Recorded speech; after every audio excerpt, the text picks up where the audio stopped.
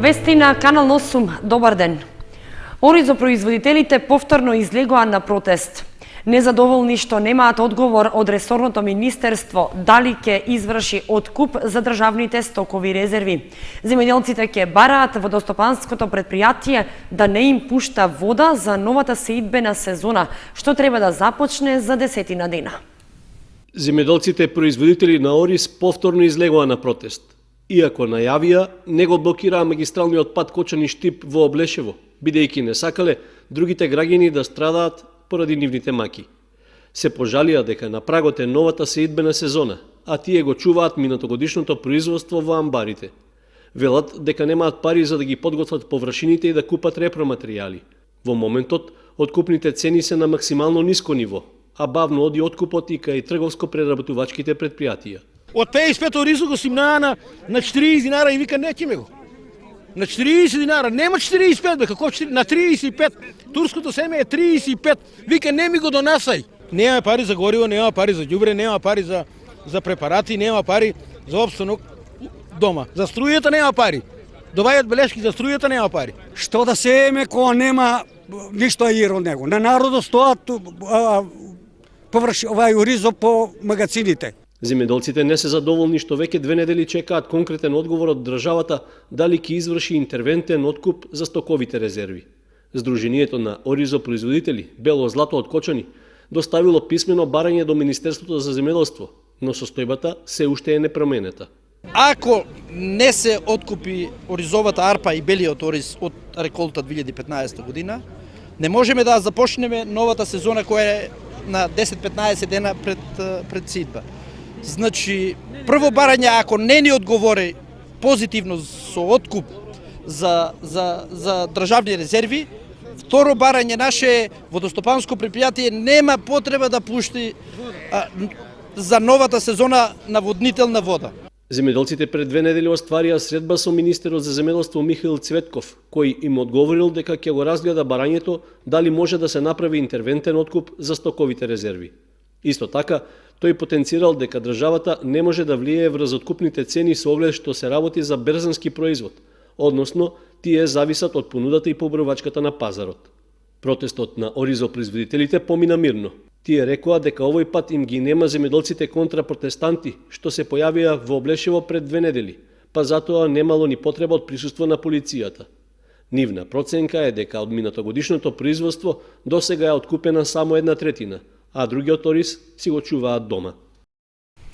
Додека локалната самоуправа на Кочани реконструира и асфалтира едни, оштетени се други улици во градот, кои со месеци чекаат поправка. Таков е примерот со улицата Лјупчо Сантов, каде асфалтот се распука уште есента, како последица на дојдената вода. Асфалтот на улицата Лјупчо Сантов во Кочанската населба до Клевец не додржа долго време по поставувањето. На одделни делови коловозот е издигнат и оштетен, па не наликува дека е реконструиран. Жителите што живеат на оваа улица повеќе години чекаат таа да се реновира, што и се случи во почетокот на 2013 година. Тогаш општината направи реконструкција до незиниот спој со Партизанска, при што беа асфалтирани 2900 метри квадратни. Но сега и жителите и возачите кои поминуваат одовде повторно ги имаат старите проблеми. Уште есента, поради излејаната вода од пукната водоводна цевка, асфалтот се подигна, се појавија нерамнини и пукнатини, поради што беше направена привремена интервенција со поставување бехатон плочки на еден нејзин дел. Сепак, по извршениот зафат, сообраќајните знаци останаа како предупредување дека улицата не е употреблива на едната коловозна лента. Со оглед што се работи за фреквентна сообраќајница, тоа ја загрозува безбедноста во сообраќајот и за возилата и за пешаците. Возачите се принудени да подзапираат и да чекаат за да се разминат со оние што доаѓаат од спротива. Исто така, од двете страни нема тротоари, па пешаците се принудени да се движат по коловозот, изложувајќи се на опасност од возилата што се движат со поголема брзина од дозволената. Дополнителна потешкотија е што од двете страни постојано има паркирани возила, кои улицата ја прават делумно непрегледна. Подобрувањето на временските услови се очекува да им помогнат на одговорните во општината да преземат активности на терен и оштетувањата да се санираат. Сите ученици и вработени евакуирани. 4 повредени, од кои 2 потешко. Е билансот од тактичко показната вежба симулација на земјотрес, што ја спроведе Основното училиште Синиша Стоилов во Зрновци во соработка со противпожарната единица од Кочани, Црвениот крст и полицијата. Истата е дел од проектот за подигнување на подготвеноста на учениците и персоналот за справување со елементарни непогоди.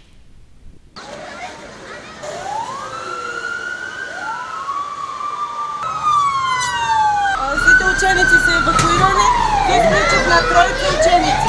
Значи не знаеме каде се наоѓаат и не знаеме со какви повреди.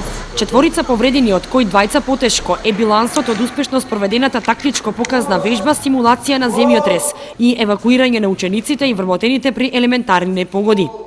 Истата е дел од наставната програма на учениците и проверка на училиштето и персоналот за организирање и планско постапување во случај на итна ситуација и нивниот капацитет за спроведување на оперативните мерки и активности. Освен Црвениот крст, брзо реагираа и противпожарната служба, идната медицинска помош и полицијата, така што децата и повредените беа брзо евакуирани. Во 10:35 примивме дојава од страна на директорката на училиштето. Веднаш е пристапено со 2 противпожарни возила и 8 пожарникара. Веднаш пристапивме на евакуација на самите лица. Самиот земјотрес зафати 4 лица кои беа повредени. Имавме повреди од типот исекотина на подколеница, скршеница на подлактица, а лица со клиничка смрт и еден од професорите кој имаше паничен напад, со мали грботини. На крајот вежбата беше оценета како доста успешна и беше заклучено дека училиштето и службите се подготвени при вакви и слични ситуации. Можам да констатирам дека е успешна и сакам водно да се заблагодарам до сите кои дадоа поддршка и учествуваа во оваа акција и да кажам дека оваа акција е од исклучителна важност за нас, бидејќи безбедноста на учениците и на вработените е на прво место. Тактичко показната вежба е дел од заедничките проектни активности на Министерството за образование и наука, Општината Зрновци, противпожарната единица на Кочани, Црвениот крст и полицијата за подигнување на подготвеноста на учениците и персоналот за справување со елементарни непогоди. Комуналното претпријатие Солидарност од Виница ќе ја чисти водоводната мрежа со хиперхлорирање. Поради тоа испрати писмено известување до жителите на Виница во периодот на прочистување да ги остават славините отворени. Согласно правилникот за хигиенска исправност на водата за пиење, јавното претпријатие Солидарност од Виница ќе изврши редовно хиперхлорирање и измивање на водоводната мрежа во градот. Се работи за редовна годишна акција, за која е потребна известна предпазливост кај граѓаните во поглед на користењето и исправноста на водата. Поради тоа, од предпријатието испратија писмено известување за тоа како тие да постапат во овој случај. Според планот, активноста за прочистување и хиперхлорирање на водоводната мрежа во Виница ќе се реализира во текот на престојниот викенд. Односно, ќе започне в сабота, 2 април во 20 часот и ќе трае до 7 часот наредниот ден. Со оглед дека во овој период во водата ќе има зголемено присуство на хлор, потребно е таа да се користи само за санитарни потреби, а не и за пиење. Исто така, за да може да се реализира прочистувањето на водоводната мрежа, неопходно е граѓаните да ги остават славините отворени за да може низ нив да протекува мала количина вода. На тој начин ќе овозможат да се изврши хиперхлорирање и на водоводните инсталации во домаќинствата. По завршената активност од комуналното јавно претпријатие Солидарност Виница велат дека водата ќе биде употреблива за пиење.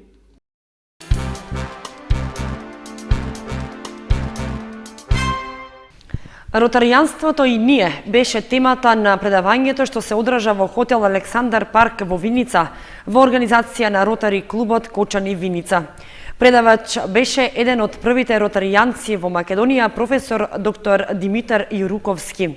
Целта на предавањето е да се истакне дека Ротари како хумана организација настојува да ги направи промените во светот на подобро. Ротари е организација која што доста инсистира во развојот и често пати ги надградува своите правила и принципи. Во хотел Александар парк, Ротари клубот Кочани Виница организираше предавање со цел надградба на знаењата на членовите на Ротари клубовите. настојував да им објаснам на пријателите од Кочани дека Ротари дава големи можности да се направат големи проекти кои ќе имаат соодветен импакт во заедницата Кочани, Виница или пошироко. Ако вие некому давате постојано риба, тој ќе се навикне да прима нешто, да прима помош. А Ротари вика, јас ќе го научам него да фаќа риба, а после тој да дава риби на други. Значи, стратегијата или филозофијата на Ротари е поинаква и затоа е таа во основа филантропска организација, која прави напори да го промени светот, да подобри. Ротари клубот Кочани Виница за време на своето 3-годишно постоење има спроведено неколку хуманитарни акции и помогнал во делот на здравството, образованието, спортот и на лицата со посебни потреби. Следна активност би било предавање, тоест ќе имаме предавање за банкарството и инвестициите во Македонија, па потоа имаме следни предавања за хуморот во нашата средина и така редом имаме доста предавања и би сакал, уште сега да ги повикам и нашите членови нормално и сите присутни кои беа тука и они кои не се били тука да присуствуваат на нашите предавања, бидејќи има што и да се чуе и да се научи и за ротаријанството и за нормално за секојдневието. Од реализираните проекти на Ротари организацијата на ниво на Македонија, еден од финансиски поголемите проекти е проектот реализиран 90-тите години, преку кој се обезбедени туберкулостатици за 3 години за потребите на Македонија. Интересот за членство во Ротари перманентно се зголемува и се повеќе млади луѓе се зачленуваат во организацијата. По повод денот на шегата 1 април, децата од големите групи на детската градинка Павлина Велјанова во посета на основното училиште Свети Кирил и Методи од Кочани. Заедно со учениците од 5-то одделение изработуваа маски, а меѓу другото се запознаа и со училиштето и училишните простори, како и со наставниот кадар. Учениците од 5-то одделение од основното училиште Свети Кирил и Методи реализираа работилница со идните правачења, односно децата од големата група од детската градинка Павлина Велјанова. Заеднички изработуваа маски за 1 април, а децата се запознаа и со наставниот кадар и просториите во училиштето. Денешната посета ја искористивме и да ги запознаеме идните правачења со нашето училиште и со просториите во кои што тие ќе учат од септември, во учебната 16-17 година. Придобивката од ваквите работилници е за двете страни, посебно за идните правачења, кога од 1 септември ќе можат многу полесно да се прилагодат на новите услови во училишните клупи. Целта на работилницата е заедно со учениците од 5-тите одделенија да изработат маски по повод денот на шегата 1 април. Оваа работилница е со добивка и за сите наставници од нашите училишта, меѓутоа и за колегите од детската градинка, меѓутоа најголема добивка од оваа посета и реализација на оваа активност ќе имаат децата од градинката Павлина Велјанова, бидејќи тие се нашите идни ученици кои што ќе учат од наредната учебна година во прво одделение во основното училиште, па еден убав гест беше со тоа што се запознаа не само со просториите каде што ќе се реализира наставата, туку ги запознаа и наставниците како наставен кадар со кој што ќе реализираат наставата од 1 септември понатаму. Изработените маски ќе бидат подарени на децата од градинката со цел да ги искористат за денот на шегата.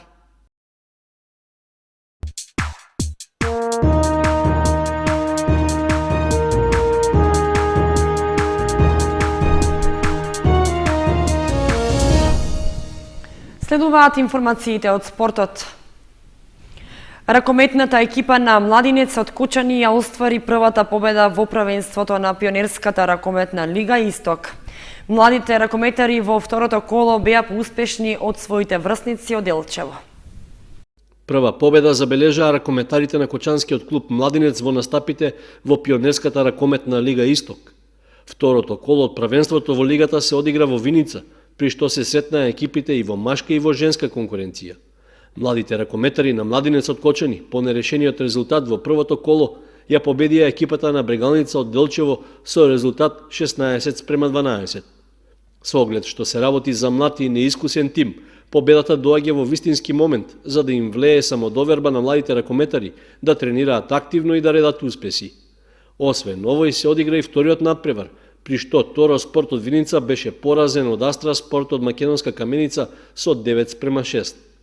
На табелата во водство се екипите на Младинец и Астра Спорт со по 3 бода, пред Торо Спорт со 2 и Брегалница без бодови. Во женска категорија исто така се играше второто коло, при што убедлива победа од 15:3 остварија ракометарките на Кочо Рацин од Кратово над своите врснички од Брегалница од Делчево. Во вториот надпревар женската екипа на Торо Спорт од Виница беше поразена од Астра Спорт од Македонска Каменица со 13:3. По двете одиграни кола кај девојчињата на врвот на табелата со по 6 освоени бода се екипите на Астра Спорт и Кочо Рацин, пред Торо Спорт и Брегалница без бодови. И уште една информација од спортот. Нови победи на членовите на карате клубот Лидер од Виница се покажаа како најдобри на меѓународниот карате турнир што викендов се одржа во Власотинце, Република Србија. Членовите на карате клубот Лидер се вратија со нови медали од интернационалниот надпревар во Власотинце, Република Србија. Во конкуренција на 500 надпреварувачи од 25 клубови од Бугарија, Македонија и Србија, виничките каратисти се покажаа меѓу најдобрите. Во кати и борби во поединечна конкуренција издејствуваа 12 медали, а во кати екипно сребрени медали земаа Михаил Анакиев, Драган Змејковски и Јани Постолов. Нивниот тренер и лидер на клубот Дарко Гоцевски на последното државно првенство во кикбокс, што се одржа на 12 март во спортската сала во Радишани во Скопје, во конкуренција на надпреварувачи од 15 клубови, го зеде првото место во дисциплината лајт контакт до 89 килограми како член на клубот Гладиатор од Штип.